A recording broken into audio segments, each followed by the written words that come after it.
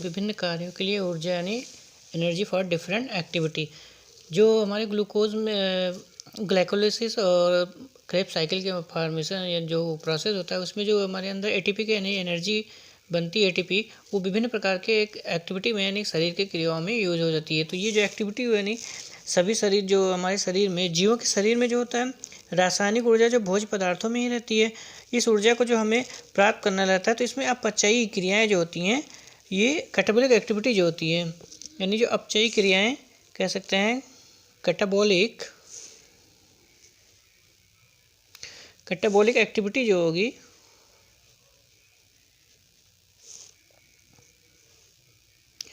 Catabolic यानी कि activities जो अपचयी क्रिया होती हैं, ये एक प्रकार की हमारे विशिष्ट यौगिक जो होते हैं विभिन्न ऊर्जा रूप में बदल जाता है। यानी कि जो कैटाबॉलिक एनर्जी जो हम भोज्य मटेरियल लेते हैं विभिन्न प्रकार के, वे एक एनर्जी कह सकते हैं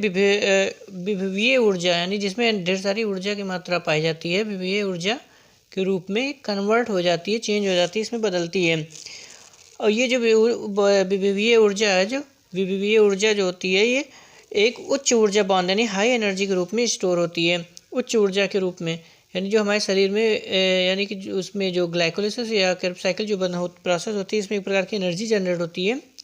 जो उच्च ऊर्जा के रूप में निकलती है। यानी विभवीय ऊर्जा जो होती है उच्च ऊर्जा के रूप में पाई जाती है, इसी रूप में ये स्टोर कोशिकाओं में स्टोर की जाती है, जो एक पावरफुल यानी कह सकते हैं एटीपी के रूप में ये संचित हो जाती है। यानी कि कह रहे हैं ये एडेनोसिन ट्राइफॉस्फेट होती है, एडेनोसिन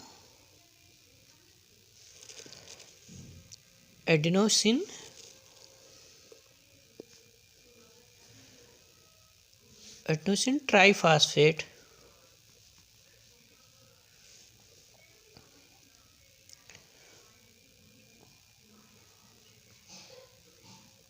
एडेनोसिन ट्राइफॉस्फेट के रूप में यानी एटीपी के रूप में ये हमारे इसमें संचित रहती है, जिसे ऊर्जा सिक्का का भी कहा जाता है। यानी एटीपी को जो ऊर्जा सिक्का कहा जाता है, जो हमारे अंदर बॉन्ड यानी कि शरीर में बॉन्ड या उसको विशेष स्थान पे वो बॉन्ड के रूप में ये स्टोर रहती है। ये जो होती है किसी भी स्थान पे जहाँ पे आवश्यकता पड़ती है, ये एनर्जी जो होती है इसमें टूट की जाती है। जैसे ये एडेनोसिन यहाँ पे दिखा है, ये एडेनोसिन है। एडेनोसिन जो होती है फास्फेट एक ग्रुप को यानी जब बॉन्ड बनाती है फास्फेट एक ग्रुप से PO3, तो ये जो फास्फेट ग्रुप से जुड़ती है, फास्फेट ग्रुप जो एक एडेनोसिन में अटैच होती है तो ये AMP बनाती है। AMP यानी कि एक फास्फेट ग्रुप जो होगा तो AMP मतलब ये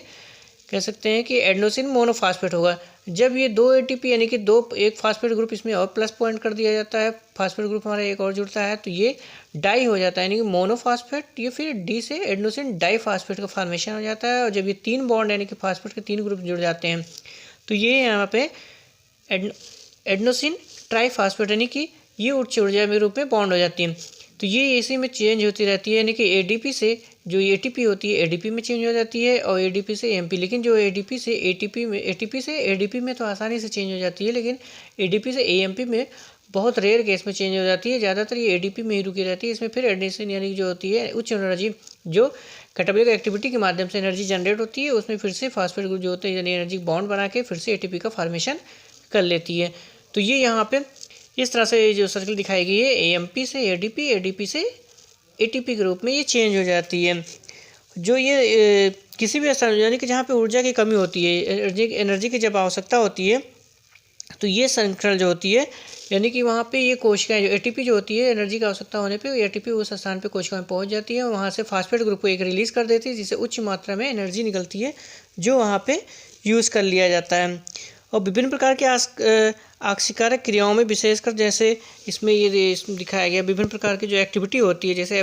कार्बोहाइड्रेट, वसाएं, प्रोटीन, इन सब का जो ऑक्सीकरण यानी कैटाबॉलिक एक्टिविटी होगी, इससे एनर्जी रिलीज हो जाती है। तो ये एनर्जी जो रिलीज़ होगी यहाँ से ATP के रूप में फास्फेट ग्रुप इसमें जुड़ के ATP बनाती है और जब यहाँ से रिलीज़ होगी तो ये ADP के रूप में यानी ATP से ADP बन जाती है,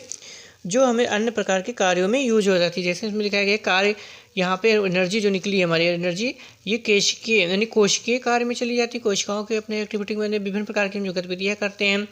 और इस तरह से अन्य कार्य में श्रवण में यानी सोचने विचारने या सुनने बोलने की क्षमताएँ जो होती हैं। फिर ये संश्लेषण जो वसा की हमारे शरीर के अंदर वसा का संश्लेषण किया जाता है, प्रोटीन का संश्लेषण किया जाता है, यानी फार्मेशन जो है उसमें अन्य पदार्थों के एक सेल का डिवीजन के लिए उसमें बनाने की आवश्यकता होती है, कार्बोहाइड्रेट का फार्मेशन किया जाता है, तो ये सब में भी एनर्जी की मात्रा हमारे शरीर में यूज होती है। तो ये सारी एनर्जी जो होती है उसी स्थानों पे यूज कर ली जाती है, यानी कि वहाँ पे निकल जाती है। तो ये जो एनर्जी और ये एनर्जी जो यूज होती है यानी कि एटीपी जो होती है, जहाँ पे आवश्यकता पड़ती है कोशिकाओं में, ये एटीपी जो होती है ऑक्सीकरण यानी कि जहाँ पे आवश्यकता पड़ी जैसे ये सारी एक्टिविटी करनी है, तो ये वो एनर्जी जो होती है एटीपी जो होती है उन स्थानों पे कार्य वाले स्थान पे या कोशिकाओं में या ऊतकों में स्थान पे चली जाती है, जहाँ पे एक फास्फेट ग्रुप यानी वहाँ से एक फास्फेट ग्रुप जो होती है एटीपी जो होती है, एटीपी से एक फास्फेट ग्रुप जो होता है, फास्फेट ग्रुप जो होगा ये रिलीज़ कर दी जाएगी, निकल जाएगी यहाँ से, और ये फिर एडीपी का फार्मेशन कर लेती है। एडीपी का यानी कि एडेनोसिन ट्राइफास्फेट से एडेनोसिन डाइफास्फेट का फार्मेशन यहाँ पे हो जाता है, यानी ये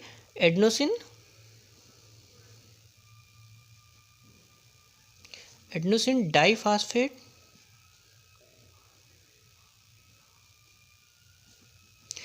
एडीपी एडेनोसिन डाइफास्फेट का फार्मेशन हो जाता है। ये एडेनोसिन ट्राइफास्फेट है, एडेनोसिन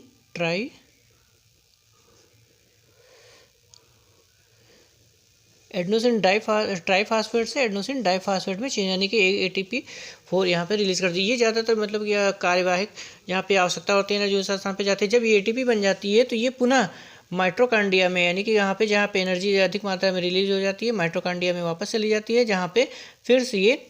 ATP का फॉर्मेशन कर लेती है, यानी कि यहाँ पे एक फास्फेट ग्रुप मूलक को जोड़ के यहाँ से फिर से ये ATP का फॉर्मेशन कर लेती है, और फिर आवश्यकता अनुसार जहाँ पे होती है उन कोशिकाओं में यहाँ पे फिर से ये पहुँच जाती है। तो इस तरह पे जो एनर्जी की आवश्यकता होती है हमारे बॉन्ड में, यानी कि आवश्यकता अनुसार जहाँ पे भी पड़ती है ADP से ATP यानी ATP से ADP का फॉर्मेशन होता रहता है, और आवश्यकता अनुसार विभिन्न प्रकार की एक्टिविटियों में ये एनर्जी जो होती है रिलीज हो जाती है। तो ये इस तरह से चक्र इसमें चलता रहता है AMP। तो एक सर्किल होती है इस तरह से जो उसमें घूमती रहती है, जैसे इसमें दिखाया गया ऑक्सीकरण का फॉर्मेशन, ये इस तरह से सर्किल इस तरह से मूव करती रहेगी और विभिन्न प्रकार के कार्य में एक्टिविटी होती है। यहाँ से खत्म हो जाने की ADP के बनेगी, फिर से माइटोकॉन्ड्रिया में पहुँच जाएगी, जहाँ से H एनर्जी यानी उच्च एनर्जी जो बॉन्ड होगी रिलीज होगी, वहाँ ATP उसमें कन्वर्ट होकर फिर से ये ATP का फॉर्मेशन कर ले, ADP जो होगी ATP में फिर से बन जाएगी, यानी ऊर्जा उत्पन्न करने वाली विभिन्न प्रकार की क्रियाएँ होती हैं। इसको हम कैसे करते हैं कि ऊर्जा उत्पन्न करने की ऊर्जा उत्पन्न करने वाली क्रियाएं हैं ये, इसको ऊर्जा उत्पन्न करने वाली क्रिया कहा जाता है। ये दिखाया गया है इसमें डायरेक्शन में, और ये इस पे फॉर्मेशन जो होता है ये सर्किल AMP एडेनोसिन जो होती है फास्फेट ग्रुप जुड़ के AMP फिर ADP और फिर ATP का लास्ट में फॉर्मेशन करती है, जिसमें विभिन्न प्रकार की एनर्जी होती है बॉन्ड में। और इस लेयर में जो ADP AMP से इसमें जो होता है तो इसमें कम मात्रा में ऊर्जा रिलीज होगी AMP से, AMP से ADP जब बनेगी तो इसमें कम मात्रा में, लेकिन फिर ADP से ATP में इसमें, तो तीनों में जो होती है एनर्जी की मात्रा जो लेयर होती है ऊर्जा की ये भी डिफरेंट टाइप की होती है, यानी कि कम अधिक मात्रा में जिस तरह से ब्रेकडाउन होगा फास्फेट ग्रुप उसी हिसाब से एनर्जी भी चेंजिंग होती है।